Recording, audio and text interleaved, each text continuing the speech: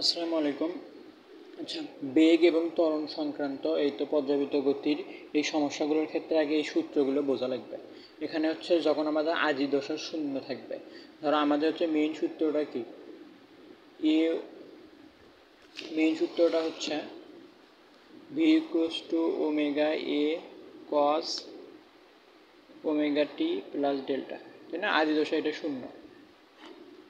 আচ্ছা, তো এই ক্ষেত্রে সবগুলোর আদি দশা শূন্য হলে বেগ সমান সমান এতে বিস্তার ওমেগা কৌণিক কম্পাঙ্ক কস ওমেগা টি। আচ্ছা, আবার এখানে বেগ, আবার ওই বেগ সমান সমান লেখা যায় omega equal root over a square minus x square. কৌণিক কম্পাঙ্ক এতে হচ্ছে বিস্তার আর এক্সতে হচ্ছে সরণ, এতে বিস্তার এক্সতে সরণ।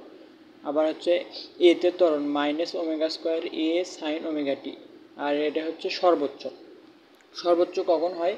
আচ্ছা, এখানে ধরো ভি ম্যাক্স হচ্ছে ওমেগা এ, তখন হচ্ছে কজ ওমেগা টি হবে না, কারণ হচ্ছে কজ জিরোর মান 1, তো জিরো যখন হবে তো তখন হচ্ছে এটা সর্বোচ্চ হয়ে যাবে। আবার সাইন 90 ডিগ্রি এর মান 1 সাইন 90 ডিগ্রি হলে তখন a equals to minus omega square X, এগুলো মুখস্থ রাখা লাগবে, একবারই ইম্পর্টেন্ট খুব।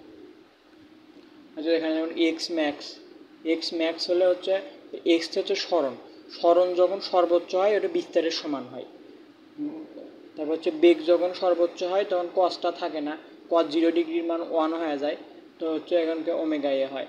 আর এ ম্যাক্স হলে মাইনাসটা এমনি দিক নির্দেশ করে, মানে হচ্ছে সাইন 90 ডিগ্রির মান 1, তখন ওমেগা স্কোয়ার এ হয়ে যায়। আর এটা মুখস্থ সাম্যাবস্থায় বেগ সর্বোচ্চ তখন শূন্য, সর্বোচ্চ বিস্তার প্রান্তে তখন সর্বোচ্চ বেগ শূন্য থাকে, এগুলো মুখস্থ করা লাগবে। আচ্ছা দেখ, এখন আসি মূল কথা।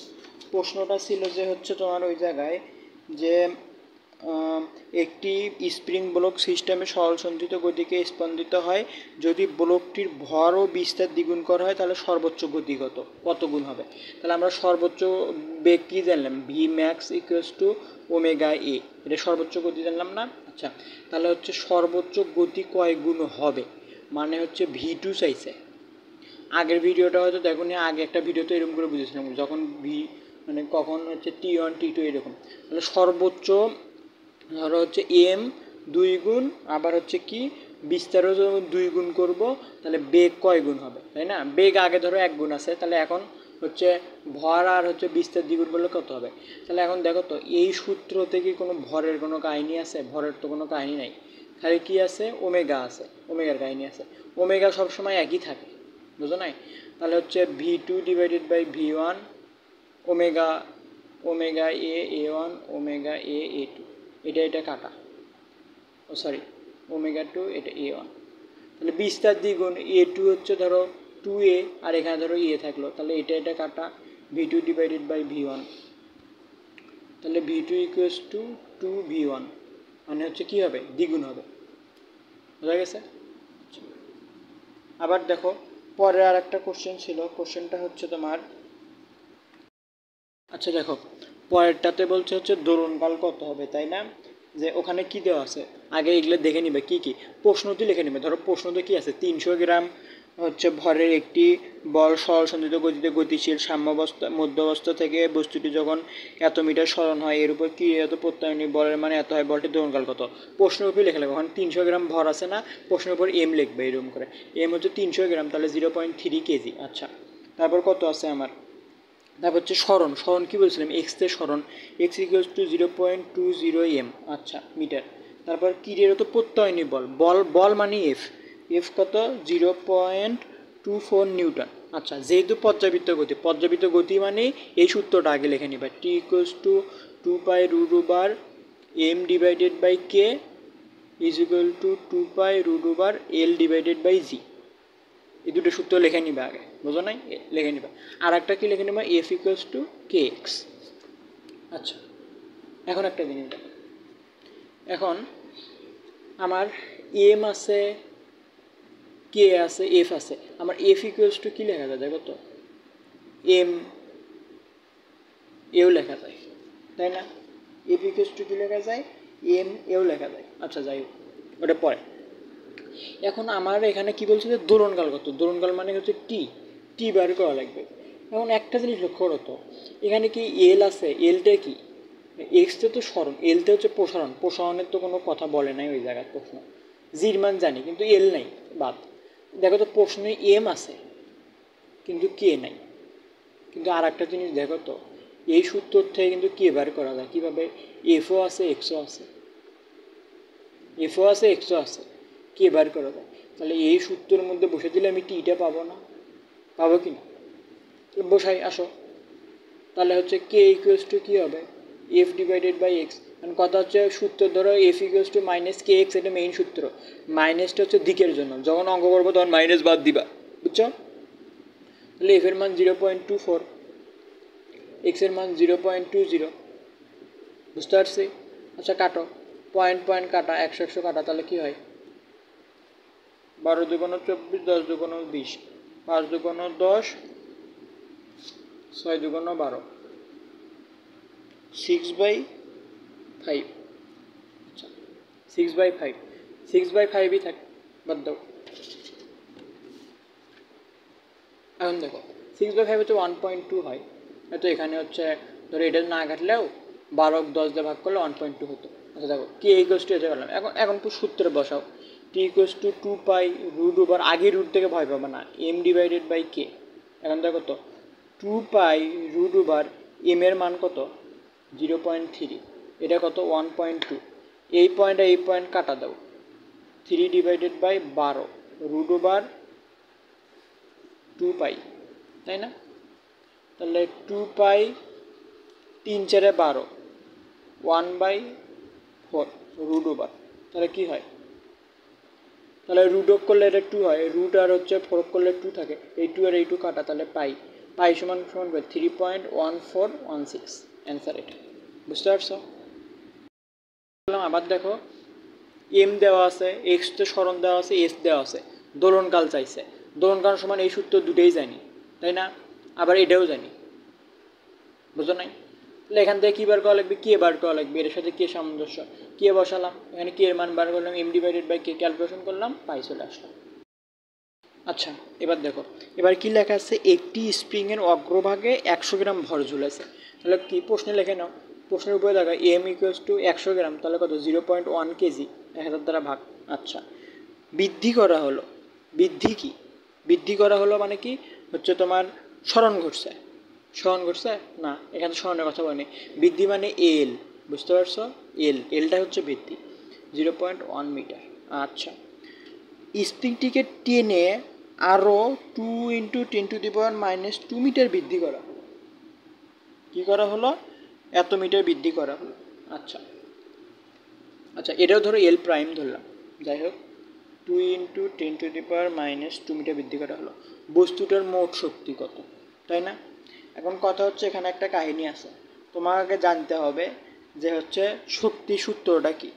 একটা হচ্ছে পর্যাবৃত্ত গতির ক্ষেত্রে মানে স্প্রিংয়ের ক্ষেত্রে মোট শক্তির সূত্রটা কি?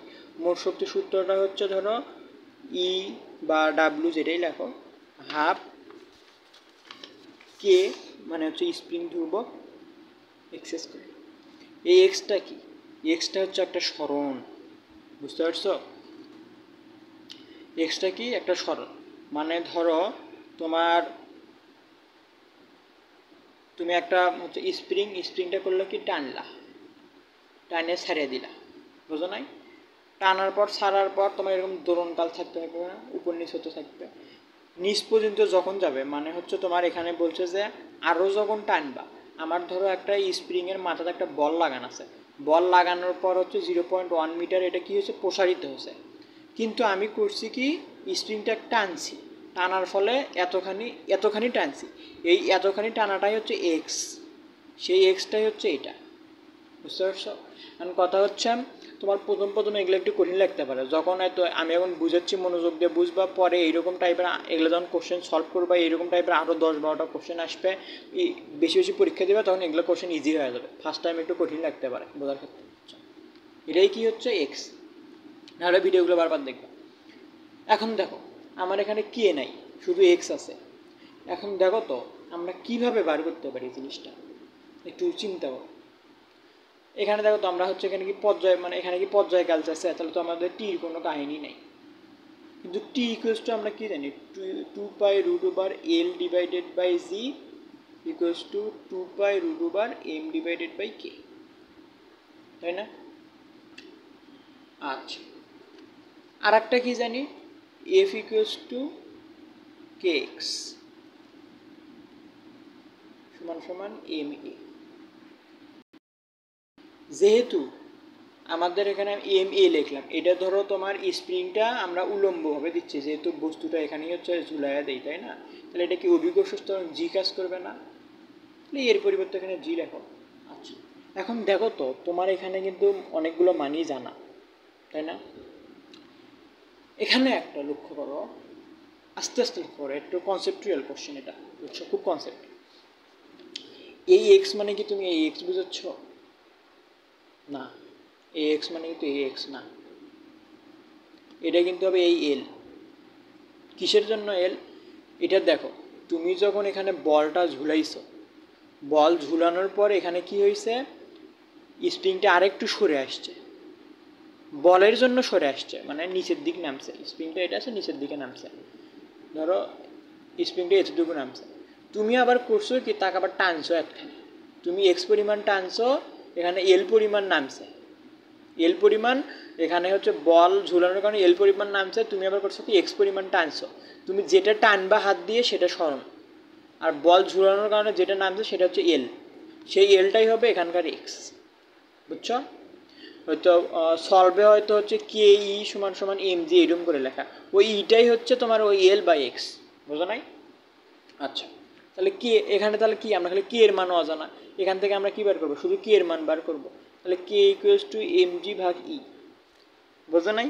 এম জি ভাগ ই, এখান থেকে ক্যালকুলেশন যদি করি তাহলে ক্যালকুলেশন করলে কে এর মান 9.8 আসবে, কে এর মান শুধু কত আসে 9, ক্যালকুলেশন যদি করি কে এর মান 9.8 আসে, তাহলে এখন হাফ হয়তো শক্তি equals to half K X square 9.8, এক্সের মান কত 2 × 10⁻², এটা মনে কত ছিল মিটারে দেওয়া ছিল, তাই না?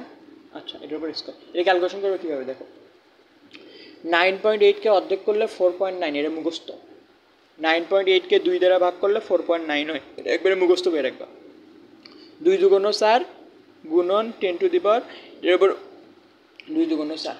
আর এখন শোনো আর একটা জিনিস, 9.8কে 2 দ্বারা ভাগ করলে যেরকম 4.9 হয়, 9.8কে 2 দ্বারা যখন গুণ করবা তখন কত হবে, হচ্ছে 19.6, আবার 9.8কে 3 দ্বারা গুণ করলে 27.4, তারপর 9.8কে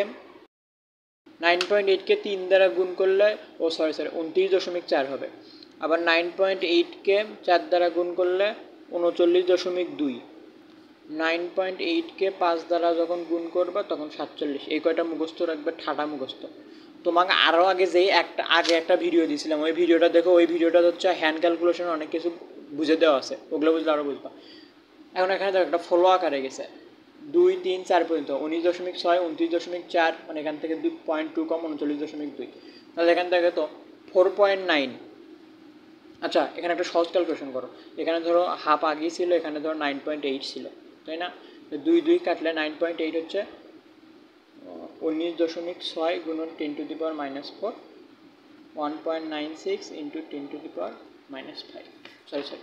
-3 অ্যান্সার। এত জুল, বুঝতে পারছি? দেখো এই অঙ্কটা একটু আবার হয়তো মাথার মধ্যে ঘিলটি বাজে যেতে পারে, যে বলছে এত মিটার বৃদ্ধি পেলো আর আমি এত মিটার টানছি, যেটা বৃদ্ধি পাবে সেটা হচ্ছে F equals to K x, মানে বা কে এল। এটা তুমি একটা সূত্র মনে রাখবে যে কে এল ইকুয়ালস টু এম জি, এই সূত্রটা মনে রাখবে।